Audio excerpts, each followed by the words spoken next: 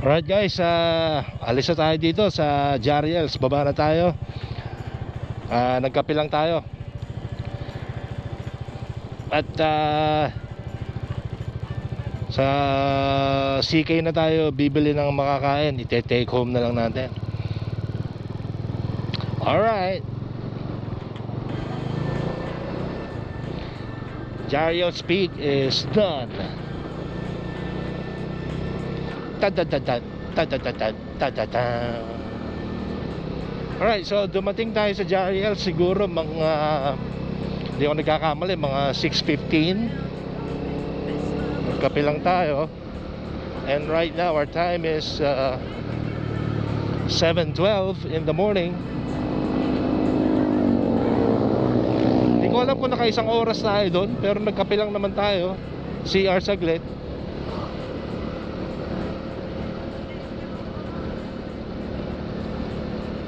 Pero palagay ko parang mga 6:30 tayo nag-touchdown sa Jariels. And then we spent about 30 minutes pahinga. Yung kape nilang Barako doon is worth 80 pesos. Masarap naman. Pero hindi na ako kumain kasi tatagalan eh.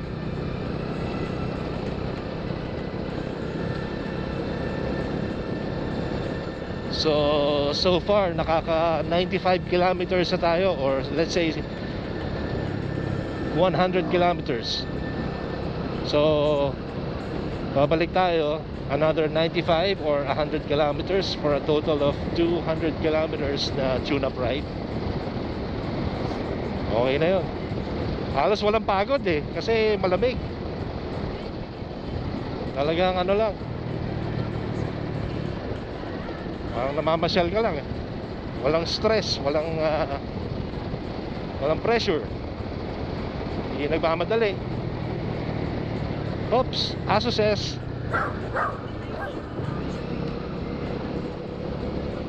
Alright. May nag-text kaso hindi ko nabasa kung ano sinabi. Wow, groupies.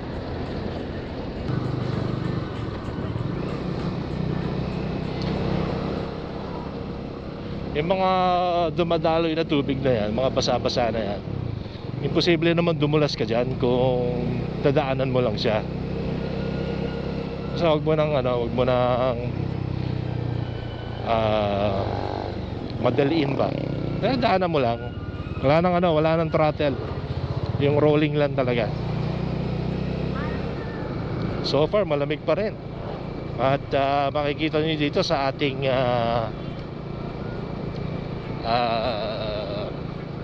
itong koso.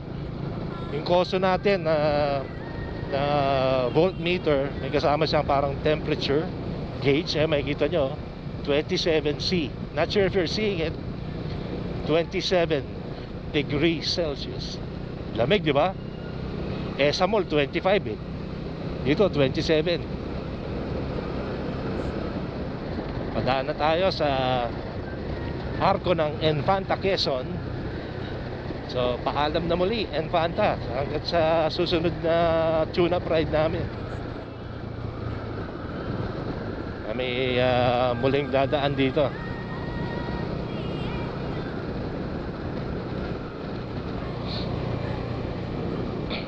Kaya kita nyo kung kailan pababa na tayo. Ang oras ay 7:17.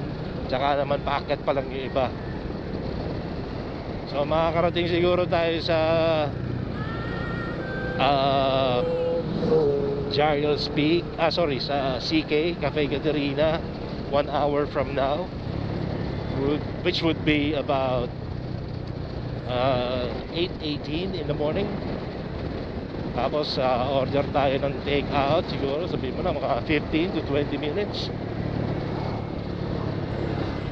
So mga 8:40 yun. So siguro tansya ko mga alang alas 10 nasa bahay tayo. Yung alas 10 medyo mainit na kung sa Manila, no? Pero hindi naman siya yung mainit na parang tanghaling tapat. Okay lang yan.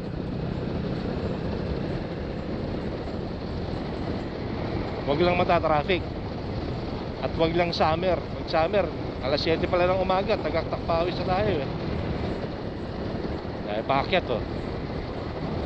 Tanghali na kayo magising, inom kayo ng inom eh.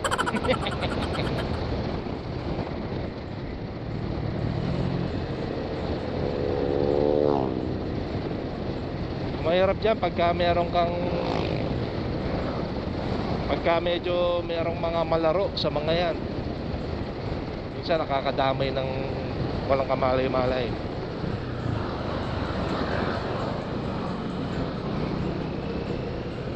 Sobrang payapa ng ano dito, no? Ng mga kapaligiran.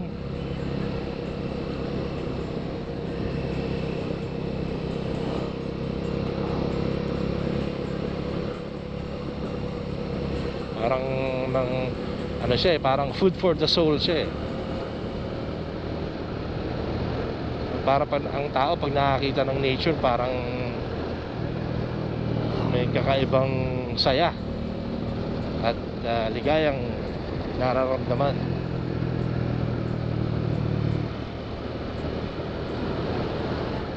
Kaya siya tinatawag na food for the soul.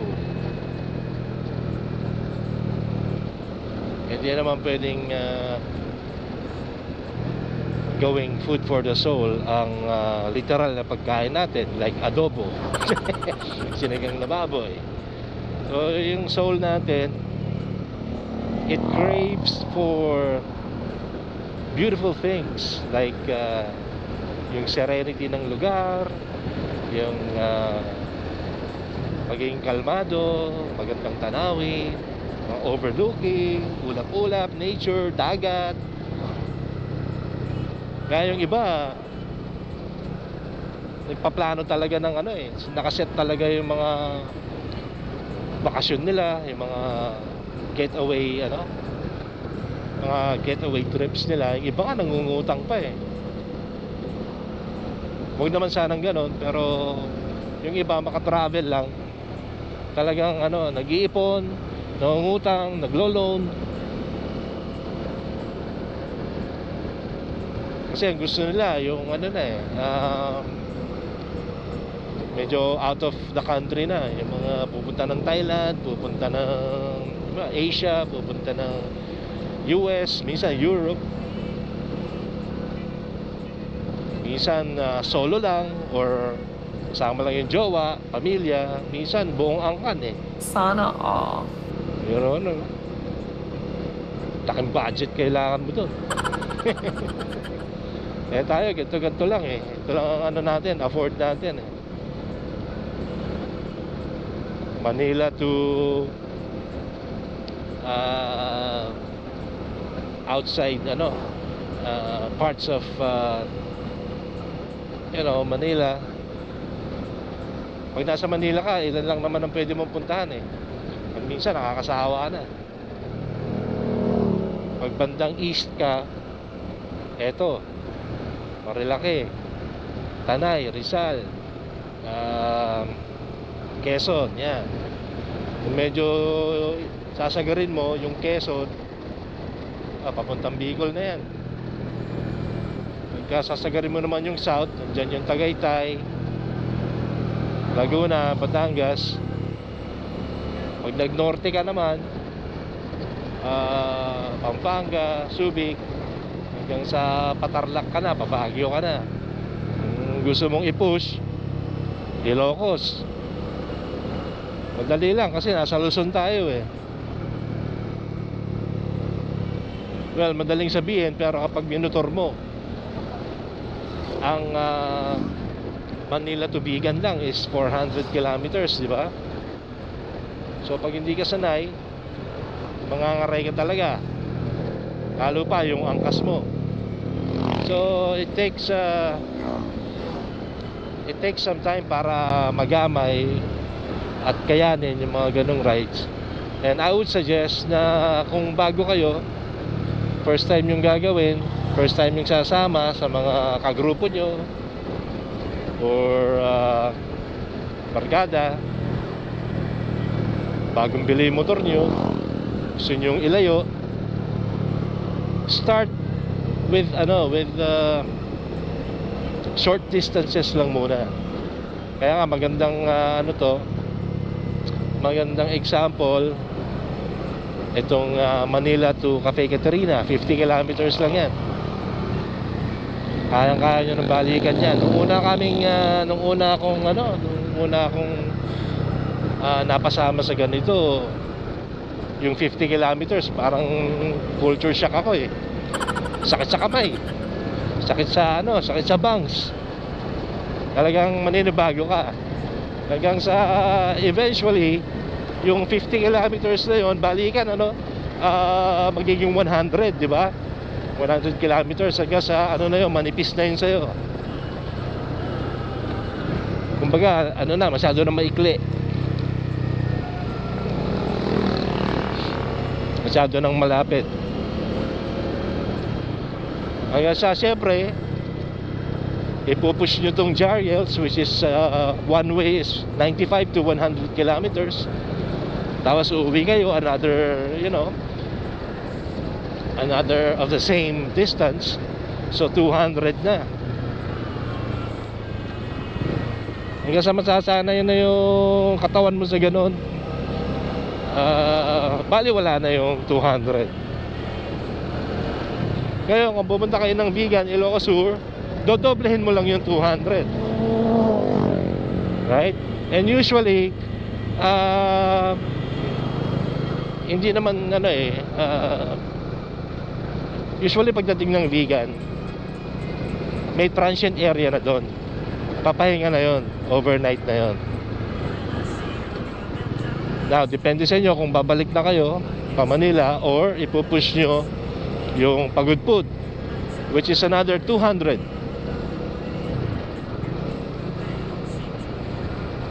So kaya nyo na yun. Ito yung nakakalula yun.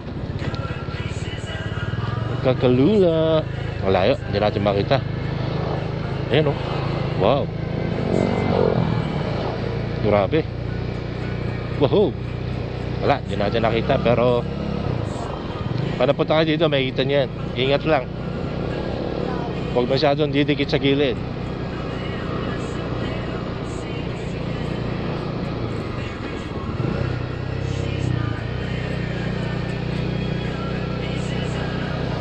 Okay, lumot.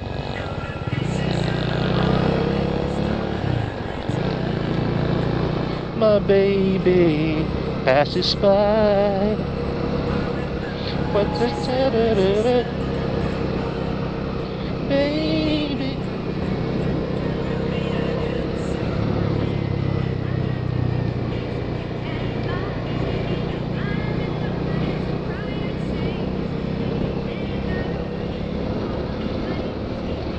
Hey, hey, set me free. Stupid, you better stop picking on me.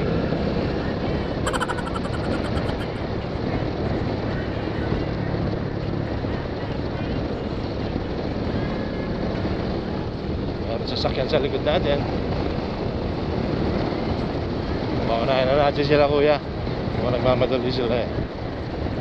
Hey, hey, set me free.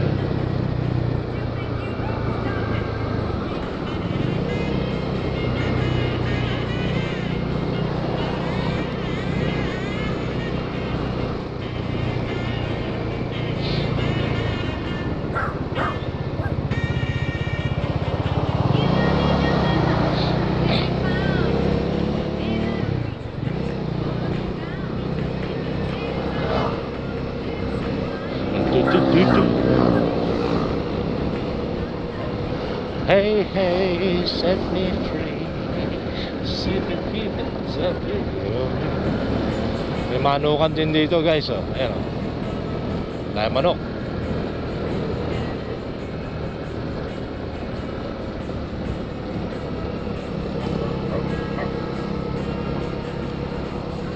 Whitey, tabi ka muna, Whitey.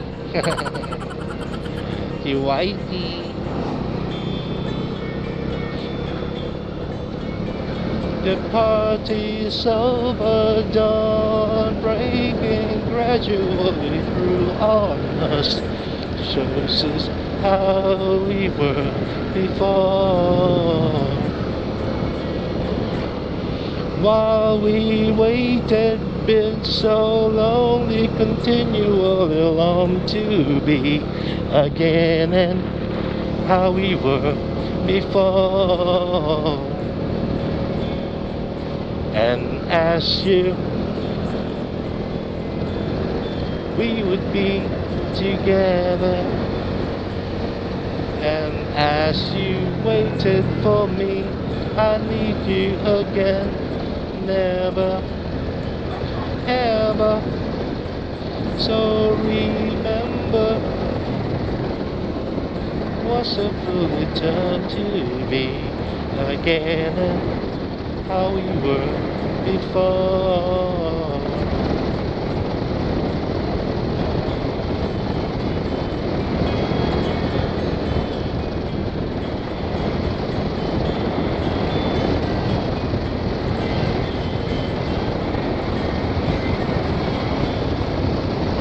And as you waited for me, we will be together.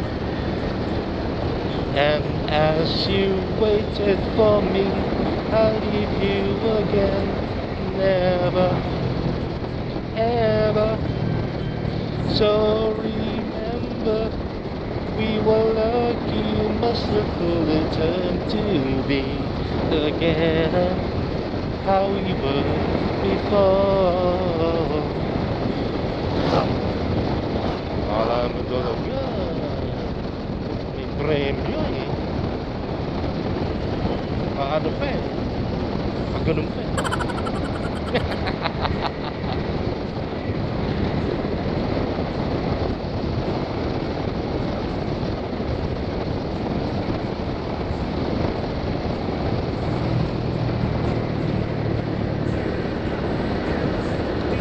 Oh, paporma pa eh. Alam mo talaga, racist. Hindi racer eh, racist. Racist ka.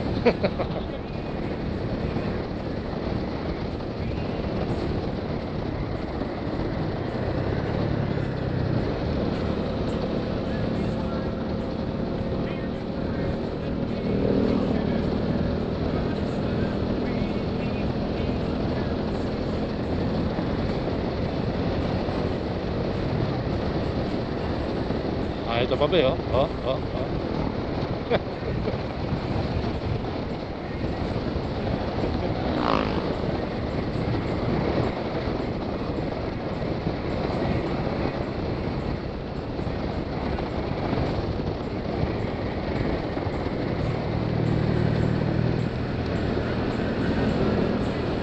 Asases! Ganda ng tambahan ni Asases, oh. Relax. Asases! Ayun yun na yung mga ilaw nyo, taas na ng araw.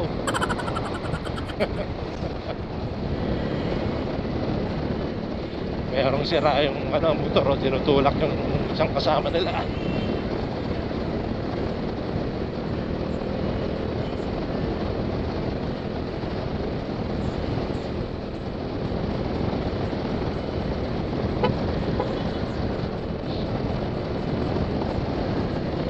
Yun, bagong overlooking.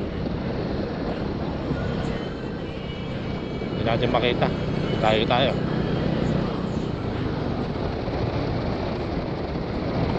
Yun, lamig dito siguro, no? Woohoo! Oh yeah! Ang daming trees. Puro trees, oh. Trees. Kung dito lang ang bahay natin, makakauwi tayo ng hindi man lang tayo napawisan. Wow, kidses. Ang ases sa mga kidses. Alright guys, in 14 minutes mararating na natin ang CK, also known as Cafe Caterina. Daming bikerist dito Hindi ako siguro nakita nung restaurant na yun. Maganda pagka maaga ka pag maaga ka umuwi or pababa, wala kayong kasabay.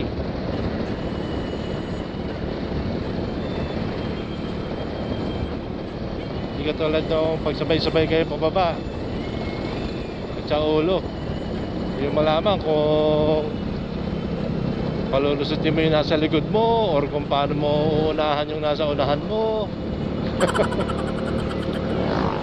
Ayan na, sige na guys.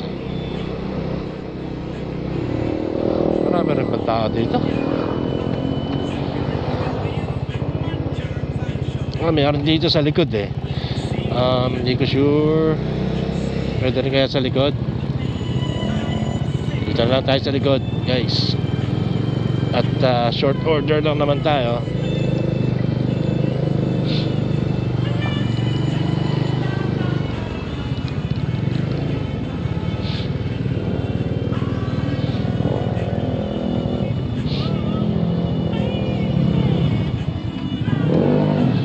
Okay, so order lang tayo. Tapos Yossi break habang nag-aantay. And then baba na rin tayo. Be right back guys, be right back.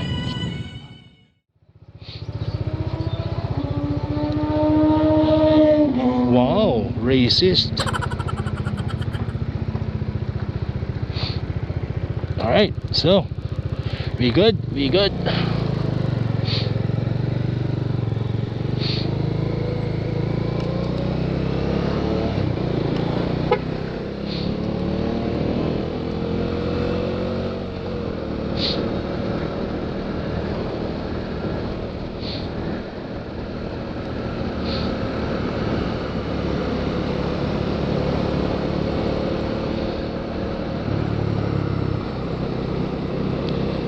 Dito kasi maraming kainan dito, kaya marami ring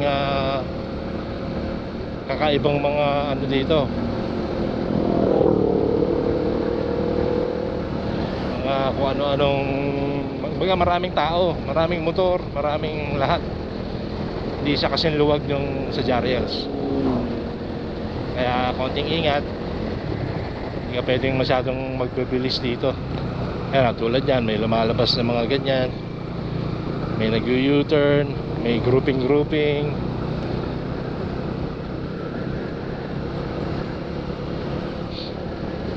Pero maya mawawala rin. Tapos meron na naman ulit. Ganun lang talaga. May mga tumatawid.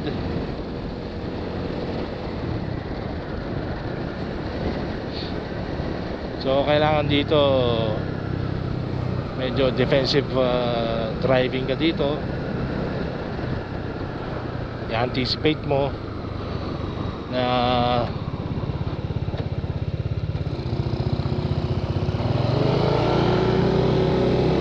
basta i-anticipate mo na ano, yung gagawin ng mga kapwa mo motorista. Anytime pwedeng tumigil, anytime may biglang susulpot, mag-U-turn, gigilid pala, etc. Yung iba kumakain pa lang, iba naman paakyat pa lang, meron mang pababa, ay counting pa lang. Siguro paglagpas ng mga 9:30, babaan na yung mga yan. Or yung iba may iwan pa, balik-balik sa Big C, Devil's Corner. Sinusulit yung pag-akyat dito sa Marilaki. Naglalaro. Well, hindi natin alam kung at this time of the day ay merong pang mga tinatawag na maniniyot or yung mga kumukuha ng mga picture, lalo na yung ruta na pauwi, yung pababa. Usually ang kinukuha nila yung packet. Sobrang dami ng kainan. Dati wala yung mga yan eh. And since dumami na, marami na ng tao.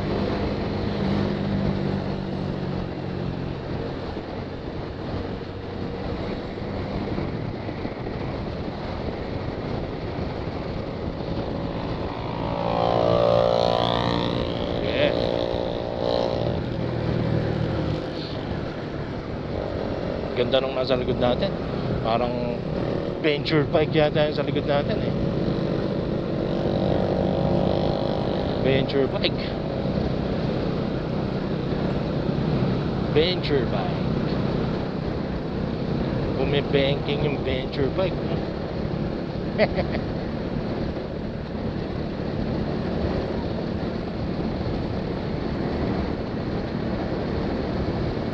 Pero hindi naman bumabakbak si sir eh.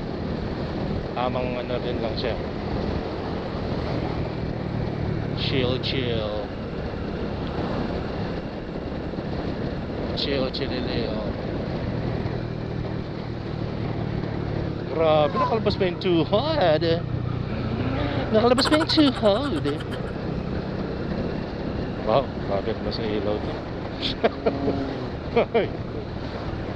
Hindi, endurance.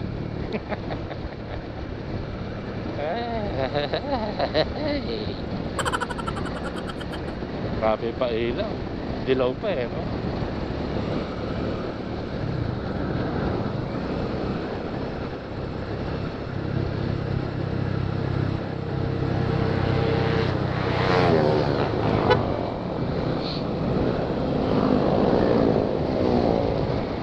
Maalis pa talaga sa motor eh.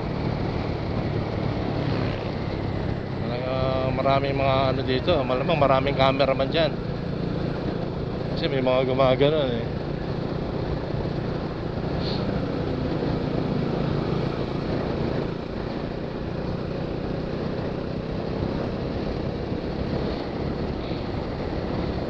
Ito kanina si kuya babakpak ngayon.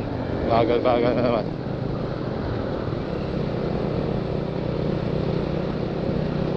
Tapos iikot para papangking ulit.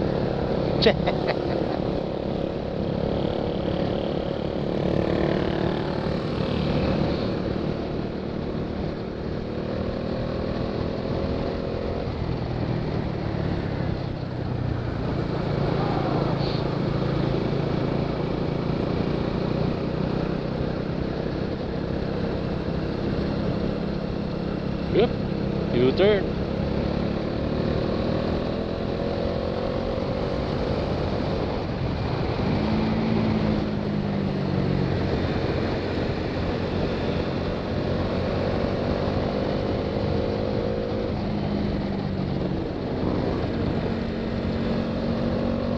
Wala, iwan na yung pan na yan.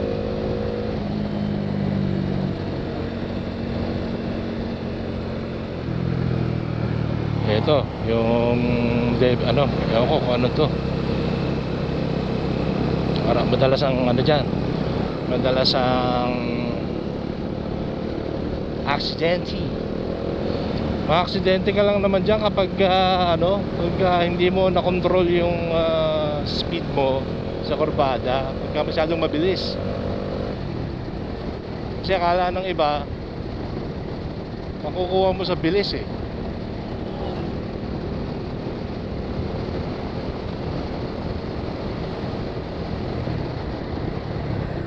Importante yung sineset mo yung speed mo. Kung ano lang yung kaya mo ng yung kaya mong iliko yung motor sa tamang speed, ganun lang. Hindi pwedeng mas mabilis pa sa kaya mo.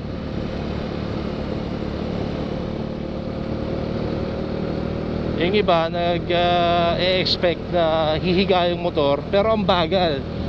Hindi hindi mangyayari yung higa kapag mabagal.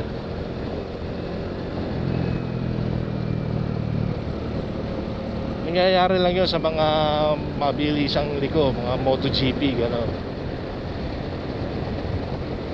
Kasi may yan eh, yung tinatawag na centrifugal force.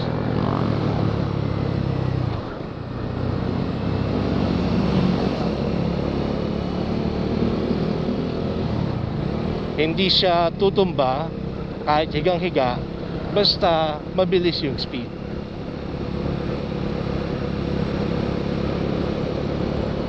Ang problema, nalulula sa sobrang bilis.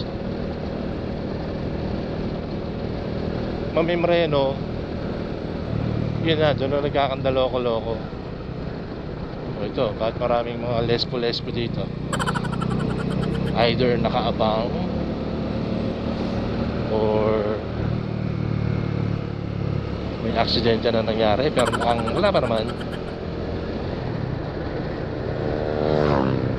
Importante ang pagsiset ng speed bago dumating ng kurbada. Hindi yung nasa kurbada ka na, tsaka ka palang magkakambyo, tsaka mo palang iseset yung katawan mo.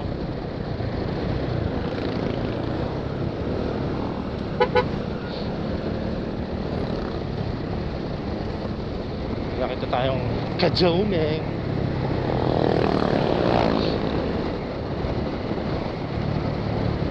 Pero preno kaunti, tapos medyo ilin mo na. Ang paglilin guys, automatic nangyayari yan kapag nagka-counter steering ka. Hindi mo na kailangan maglambitin para humiga yung motor mo, kusang hihiga yung motor. Now, kung yung gulong mo stuck, huwag mong piliting magpaka MotoGP. Hindi mangyayari yun, madidisgrasya ka lang. Kahit nasa racetrack ka, kung ang gulong mo stuck, walay.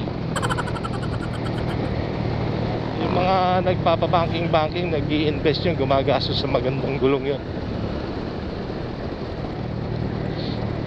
Hindi basta humihiga yun.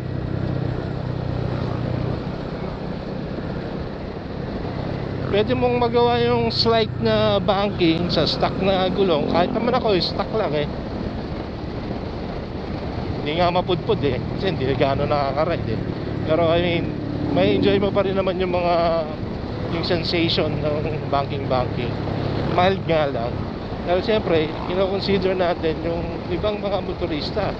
Baka mamaya masemplang ka, yung motor mo lumipad sa nananahimik na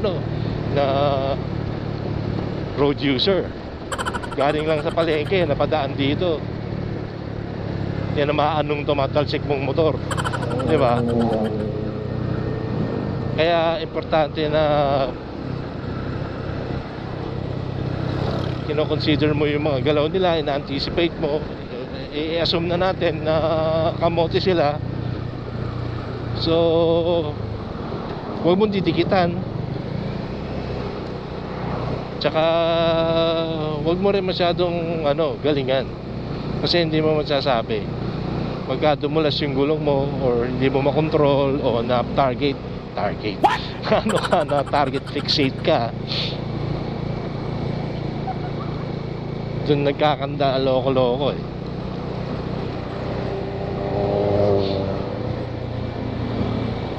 Huwag masyadong tututok dito sa nakikita mo sa harap, yung malapit.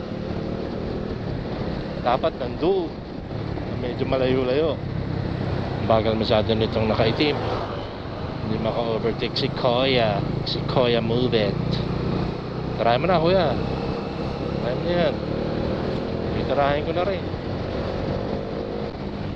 Set ng speed, malayo mo siyang counter steer, kusahan namang ihiga guys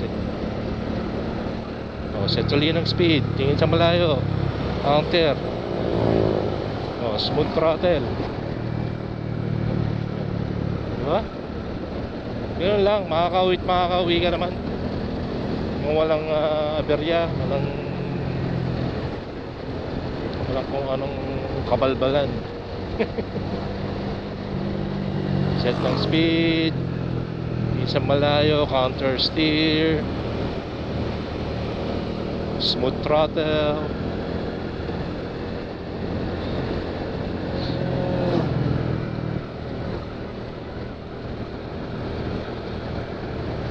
Yung iba natatakot talaga. Nako po, napakabait. Double yellow lane, overtake, yung pa sa kurbada. Buhay niya yun eh. Ayun o, papasahid ng ano, tapos biglang bagal. Bahala kayo sa mga buhay niyo dyan.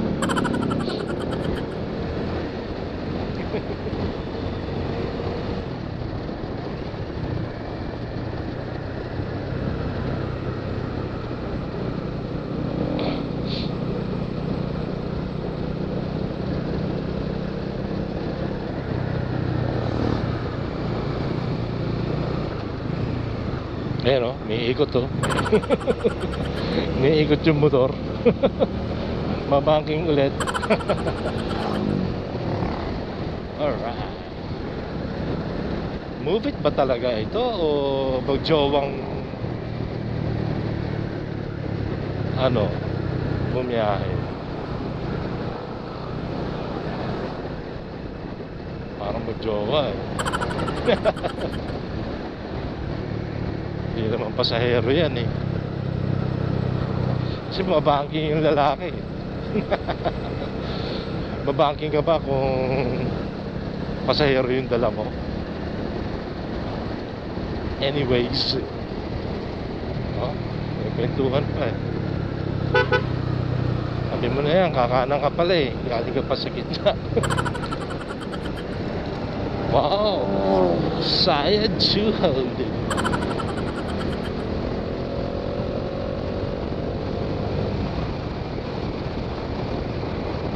Fast turn.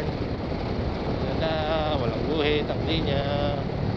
Alalay konti. Ang ganda ng daan, ano?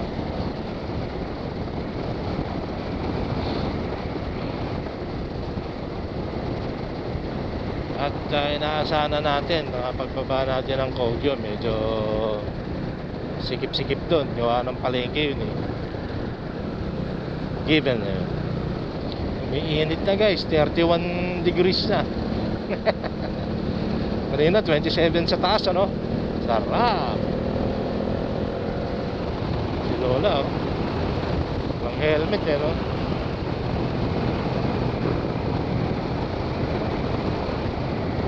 Well, ang ulap ay parang may kasamang ulan.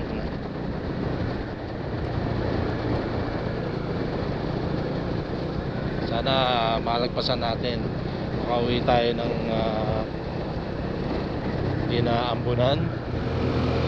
Ayan, medyo pasikip na guys.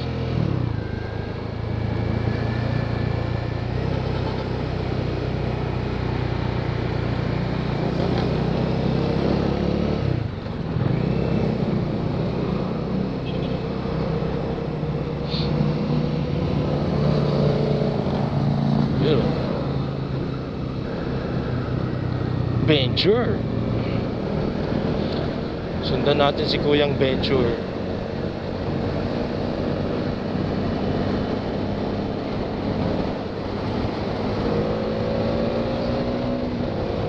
Tingnan natin kung aabot tayo kay Kuyang Venture.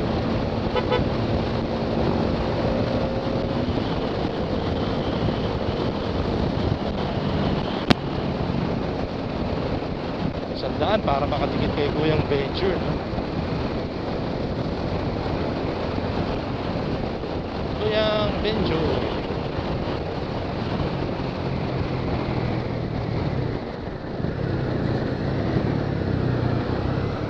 Ito na, palengke na. So lalay na tayo sa ating pagpapatakbo.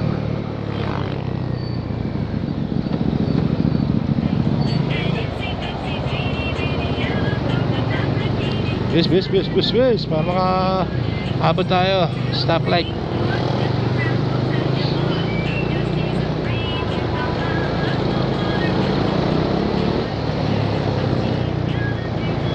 Alright. So right now nasa Marcos na tayo. Nakabalik tayo sa Marcos Highway.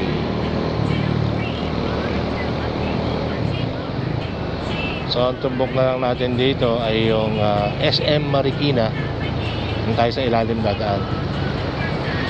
Maraming ibang options pero for simplicity doon na lang ako dumadaan.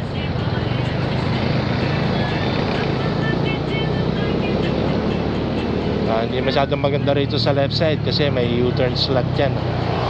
So dito lang tayo sa gitna.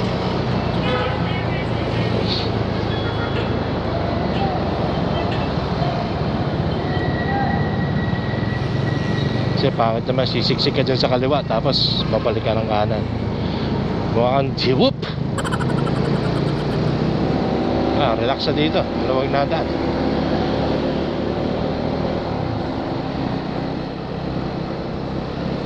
Sweetheart from me, I remember the night and the tender sea walls. Nako po, Ambon Nation. Ito na ang Ambon Nation. Malakas kaya yan? Ay nako.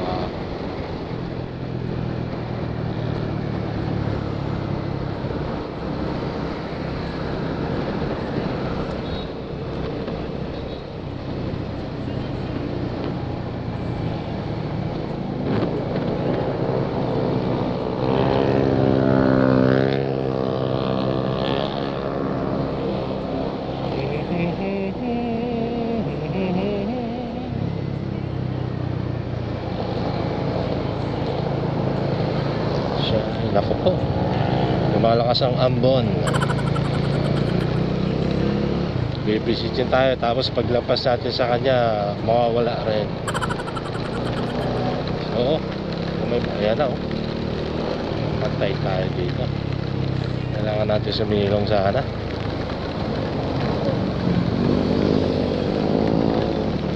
Tapos ang ating mga gadget tayo, pasok tayo dito. Mga gadget natin mababasa. Up. Naabutan